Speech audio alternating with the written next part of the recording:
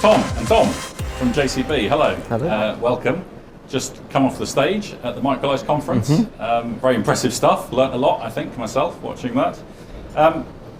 JCB's clearly on a focused road to net zero. So could you tell me a little bit about the strategy and about some of the targets that you've set yourself? Yeah, sure. So ultimately, we're trying to get to net zero by 2050. That's kind of the overall target. But our customers also they've got their own ESG targets, and they want to get to net zero much faster. Yeah. So really, and it's our classic company culture. Really, we pride ourselves on a sense of urgency and a can-do attitude. And so we've identified a problem, and really we're just going completely at it, trying to solve that problem as quickly as we can, and in the best possible way. I think to add to that as well, we're still a family-run business, and the chairman very much sees all our employees as part of that family, all our customers, our dealer network as part of that family. But beyond that as well, we see there's a global family, and as a result of that, he feels a personal responsibility, and we feel a company responsibility to drive that innovation forward to ensure that we're doing the best for our planet in the future. Yeah, I think that was very clear from the talk that you've given. But in terms of the strategy, are there any particular milestones or 2050? And that's one for sure. But are there any others along the way? Yeah, I think so we're working really hard at the moment on our hydrogen engine-powered machines. We've got a large test fleet that's working away in the Peak District, and really proving out the technology and making sure that it's right and robust for our customers.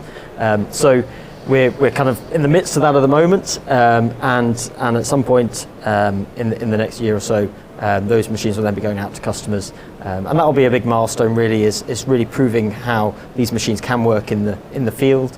With hydrogen refueling and all that comes with it. So, but it's in the near future. Sorry, not. Yes. Yeah. Okay, we're building on that as well. So, do you see particular challenges with decarbonising machines rather than road vehicles, which are machines, I suppose? I think there's similar challenges, to be honest. I think there's certainly parallels between JCB machines and trucks and other commercial vehicles. I think fundamentally they're all business assets, and therefore they're designed to do a job for an amount of money, for people to get paid. So unlike where with a car you might be able to have people that really want to have the latest gadget and latest car, that will spend the money to adopt it. Actually, in the commercial vehicle world, it's got to make financial business sense to do it. And so when it comes to those different technologies, we have to think about that, through that lens of actually what's right for our customers from a technology feasibility perspective, but also actually from a commercial perspective as well. And it's really important to consider the wider challenge as well. Solving the engineering piece of creating a carbon neutral fuel powered machine is one part of the challenge. Creating that technology that's accepted by customers, they're able to use it, it's got the serviceability. I mean, my background is very much in the aftermarket. We've just been through a transition with our compact machines, which are electrically powered, about how do you upskill, how do you change the skill set that you've got in your dealer network that are able to service and repair these machines. Whereas by using the hydrogen combustion engine, apart from the addition of some spark plugs on the top, you roll that machine into a workshop, the engineers recognise it, they feel comfortable, it's technology they understand, and therefore they're confident to go out and work on these machines. And that's really important that we look at this holistically. We look at all the challenges, not just how do we run the machine. And I quite like the ethos that came across in your talks, but it was that you're trying to invent new technology that does the same job as the old technology, but just does it with clean fuel. Or even better. That's the thing. We don't want to compromise. We don't want our customers to take a step back in this journey. We want this actually to be a step forward. I think it's kind of by no accident in some ways we started developing this technology during the pandemic, and when we needed vaccines, actually what we needed to do was just take what we do today but do it differently. Same with ventilators. So JCB was involved in the ventilator challenge to develop a new ventilator when we thought we needed lots of them, and again it's taking what people have done today and then just do it differently, do it better, do it faster. And it's just the same with the engine. It's ultimately taking a technology that we know today, applying it differently, using a different fuel, creating something new out of it, but really having that fundamental basis that people know and understand and can work on and develop. And that's really probably one of the best ways to get a technology adopted and to do something fast. Yeah. But it certainly comes across from what you're saying and the way you describe it that there's a lot of innovation in what you do. It seems to be a fairly natural thing. So how do you do innovation at JCB? At speed. You do, but what do you think? I mean, I don't know if you've got experience in other businesses, but it sounds like there's a different ingredient or two in the way you do innovation at JCB. So there's a phrase which is up on our wall at work, which is our customers can get along without us. We can't get along without our customers. Yeah. And I think that's really fundamental to our kind of innovation process. Is really understanding what the customer does. And we can use different tools such as live-link telematics, which really helps us with that, to really understand what do customers do with machines, and therefore how can we provide machines that are better for them.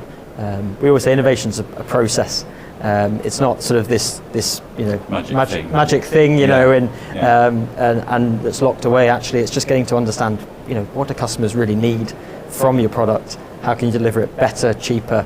But it's not about being right every time as well. We've proven it. We went through the presentation earlier today. We looked at different technologies. We know that batteries have definitely got an opportunity with our compact equipment where that duty cycle suits it. We tried to apply that to bigger machines. It didn't work. We failed.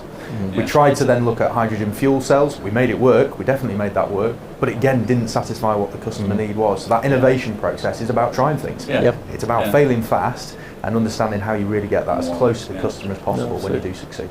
Yeah, brilliant. Okay, and what about the future? Although we've been talking about 2050, so that's quite a long way in the future already.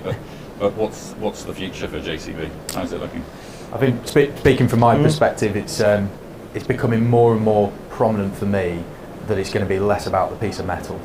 It's going to be about that solution that's being delivered rather than the product itself. And increasingly it's about that digital interaction. The conversations we have with customers today, they typically want to know, will it achieve the work I need it to achieve? Is it at the price point I want it to do? And then thirdly, what data can I get off it? How does that machine integrate back into my business?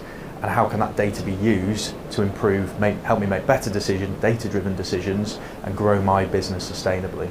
So I certainly see a transition in probably most industries towards a solution-based product as opposed to a product, and how we can create that digital experience for the customer as well. Future's digital. Yeah. It's bright. It's definitely yellow. Although it wasn't in your videos, it was green and white. That's true.